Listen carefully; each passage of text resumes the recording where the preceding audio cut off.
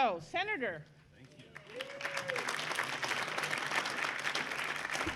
Thanks so much. And I appreciate you not keeping a senator waiting. That's not so important, but we have a committee meeting at 10, and if we keep the chair waiting, then we really get in trouble. So I appreciate your indulgence. It's also special to be with the League of Women Voters as we celebrate this centennial of women's suffrage. So when you guys invited me to join you, I was especially thrilled to be here just to congratulate the League for this amazing rich history of ensuring full participation in our democracy. I have this very old-fashioned belief that in a democracy, everyone should have a voice in the decisions that we are making.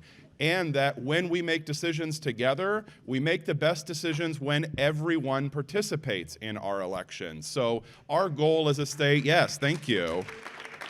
Our goal as a state should be 100% voter participation and 100% voter registration so that we get the best decisions. And I don't say that as a Democrat or Republican. I think the people of Washington, when they speak with one loud voice, give us the best directions on where to go. And sometimes I agree with the directions they give us, and sometimes I don't. But when you live in a family, you work together and you make decisions together and you move forward together. When it comes to our youngest voters, we are making progress thanks to the amazing accomplishments we've made over the last few years. Automatic voter registration, same-day voter registration, voter pre-registration, the Voting Rights Act, the Native American Voting Rights Act, prepaid ballot postage. All of these things have driven young voter participation to higher levels than we've seen in the past. In the last set of elections from 2014 to 2018, we saw youth voter turnout rise almost 20%. So we're at 35% of our voters. But 35% isn't good enough for me. We need to do better. And particularly because our young people own the future that we are writing today, they need to be at the table helping us craft that future in this moment. And so I've proposed legislation, voting opportunities through education, the VOTE Act, which is here, that would help us make more progress in clearing barriers for young people to participate. And I want to thank Kathy and the team for their input as we crafted this proposal to make sure that it was balanced and thoughtful and address the real challenges on the ground. The first step is making sure that our youth that pre-register to vote, that get an enhanced ID, automatically get a ballot when they turn 18. Let's turn pre-registration into automatic registration for those that have enhanced IDs.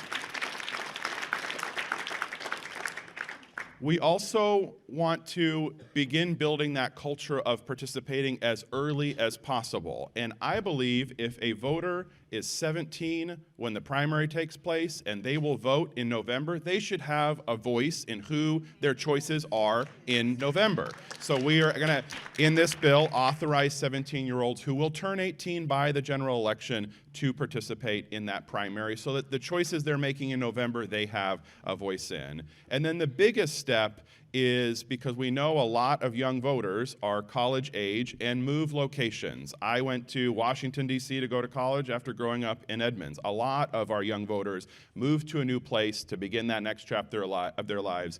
So we want to establish voting empowerment centers on our 6 college campuses across the state to give 100,000 young voters access to the ballot box right in their neighborhood, right where they're going to school.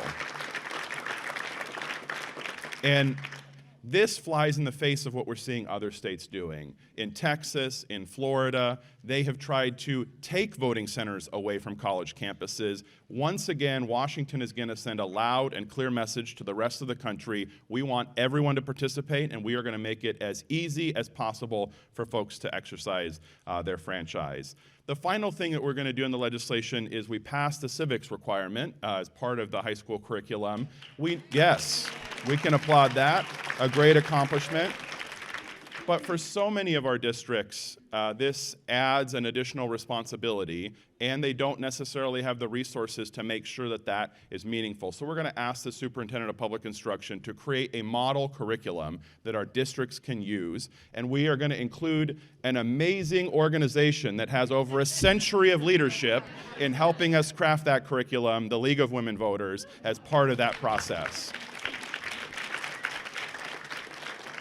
I will say, if I were the dictator of Washington, we would do a lot more, and we would spend a lot more on civic education. But we face a budget that is constrained, and so we're trying to find the biggest impacts, reduce as many barriers, but also recognize we're in a supplemental budget year and we can't take on significant new costs. And so we're trying to thread that needle with this bill that's here. At its core, this bill and this conversation and this discussion are really about making sure that the next generation of voters learns that voting behavior early. If we want to reach 100% voter participation, we've got to start voters in these good practices as soon as possible. We know when young people vote at 18 that they are far more likely in every single election to continue to participate. And so if we can start this practice, this good behavior early. I still remember in 1992 when I was 11 years old, my mom taking me to vote with her at our local precinct when she went and voted in the presidential election. Those experiences as young people are formative. Those experiences teaching young people about the importance of their voice in the process. I teach an American government class at Everett Community College, and every year we talk about the elections that were decided by a coin toss or were decided by less than a few votes per precinct. I want every voter, especially our young voters, to know that their voice and their vote and their participation are incredibly important to our democracy. I also want to just thank my amazing friends from Snohomish County who have been fearless, tireless advocates to me. I look forward to having a chance to see them while you're all in town. And I want to give a special shout out to Nina Crocker from North Seattle, who has given us the best legislative aid this session in her daughter Maya. So thank you to Nina for your leadership.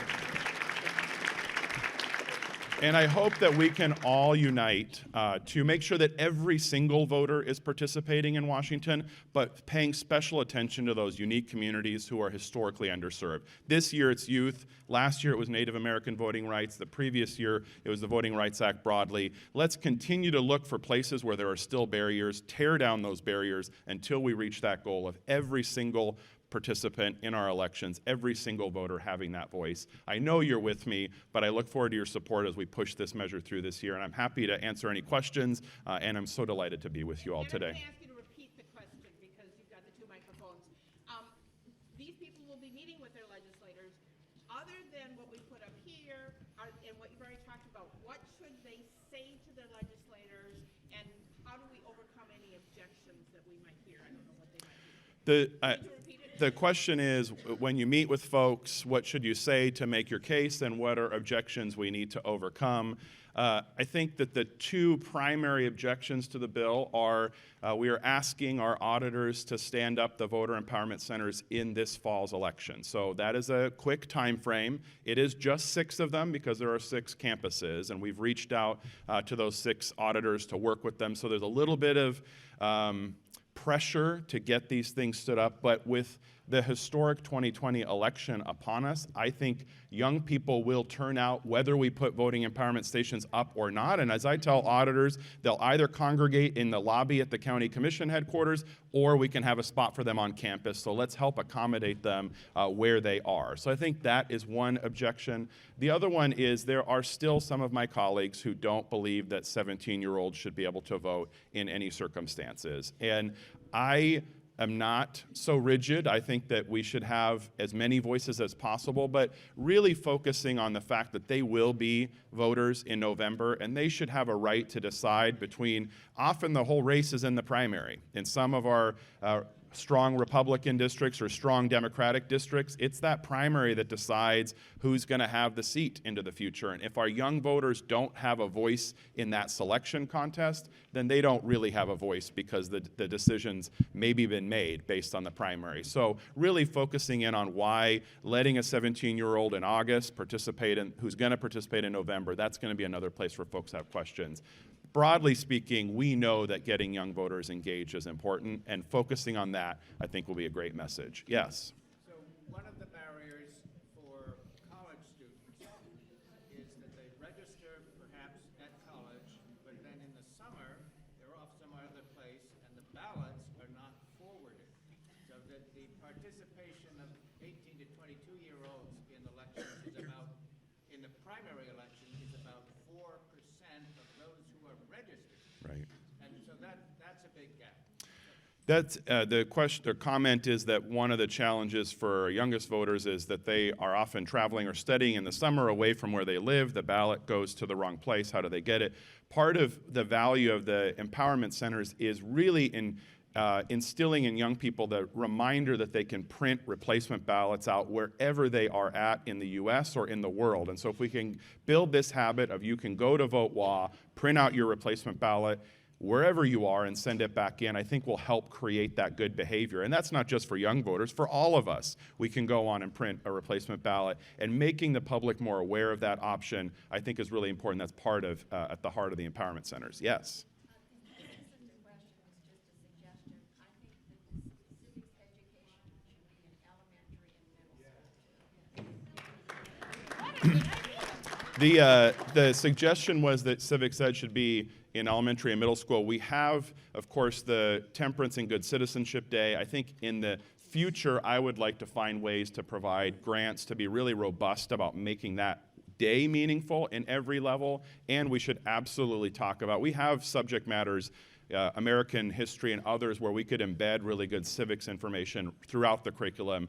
Unfortunately, those steps cost a little bit of money to help us get that out there. So that's where coming back to this in 2021, when we have the full budget to write, is a priority of mine. To address this issue of elementary education, the League now is writing a book for elementary grades 3, 4, and 5. It will be finished this summer with a teacher's guide and will be implemented. And there are state guidelines for social study guidelines for that grading. So I just want you to know that we're in the process of That is writing amazing. that. Great. And I think everybody heard that. You have a good set of lungs. So, No, I don't know.